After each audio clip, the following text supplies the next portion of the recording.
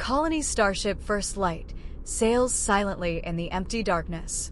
We find Captain Grey Talon starting another voice log at his office, an hour before meeting his officers at the ship's conference room. Captain's log, supplemental. The colony starship First Light is drifting in the endless dark, her hull scarred from the emergency hyperspace exit. Panels still flickered with intermittent power surges, but the ship's crew labored tirelessly to stabilize life support and repair the engines. The stars outside our viewports told a cruel truth: we are nowhere near Eden 7.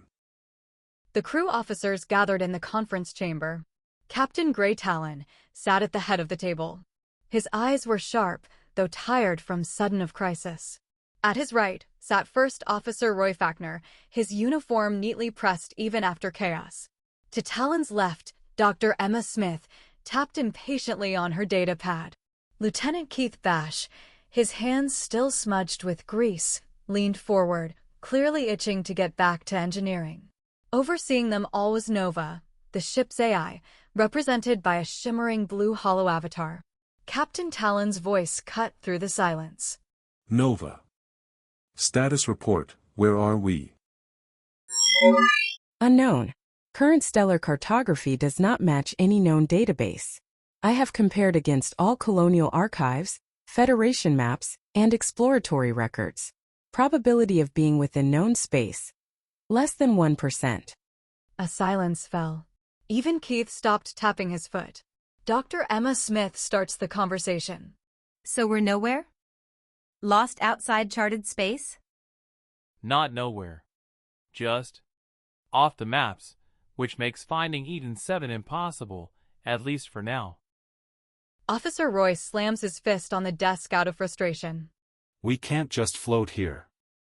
Our reserves will run out. We need resources, metals, fuel, food. Colonists are asleep in cryo, over 10,000 souls depending on us. Then we need a planet. Something with water, an atmosphere, organics. Even if it's temporary, we can keep the colony alive until we find our way. Captain Talon stood up from his seat to gather everyone's attention, then looks at his officers one by one saying, Then it's decided. We push forward, one system at a time, until we find a world worth calling home. The ship thrummed with activity. Teams of engineers patched hull fractures. Drones welded plating over ruptured conduits. Nova guided them with precision, recalibrating sensors and aligning the long-range scanners. Keith crawled out from under an open maintenance hatch, wiping sweat from his brow. Engine stable for now. We've got maybe half thrust. Enough to limp along. Not enough to run if trouble comes knocking. Roy passed by, inspecting Keith's progress. Let's hope trouble doesn't find us then. But fate had other plans. Unseen by the First Light, from the shadow of a dead moon, another vessel stirred. Its hull bristled with makeshift plating and jagged modifications. Black metallic panels covered with sensor-jamming paint hides a predator waiting for prey. The Blood Marauder, a pirate ship feared in these uncharted sectors. On its bridge sat Captain Fang, a towering beast man. His fur shows years of brawling, his yellow eyes gleaming with hunger and cunning. His crew, a pack of outcasts and scavengers, watched the drifting First Light on their cracked monitors. One of Fang's lieutenants, a ragged beast man, snarled. I see a big unknown ship. Unarmed, I'm guessing. And she's wounded. Fang leaned forward in his chair, claws tapping the armrest. Not just unarmed and wounded. From the looks of it, they're all alone. Look at her, no patrol, nowhere to run, and no escape. Which means supplies, technology, lives, all for the taking. His crew murmured, excitement rippling through them. Fang rose to his full height, towering above them.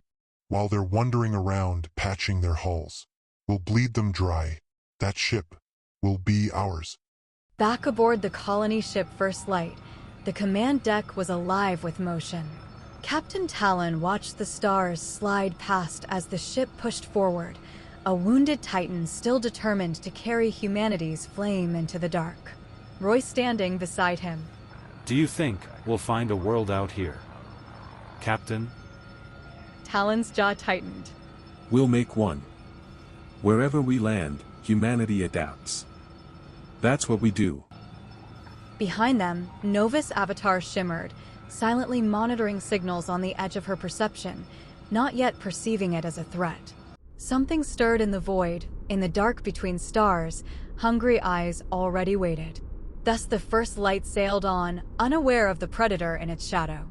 A ship of hope, burdened with the future of 10,000 souls. And behind them, Captain Fang and his marauders prepared their hunt, their claws ready to strike. For in the depths of unknown space, survival was not just about finding new worlds, it was about proving that humanity could endure against anything. Even monsters.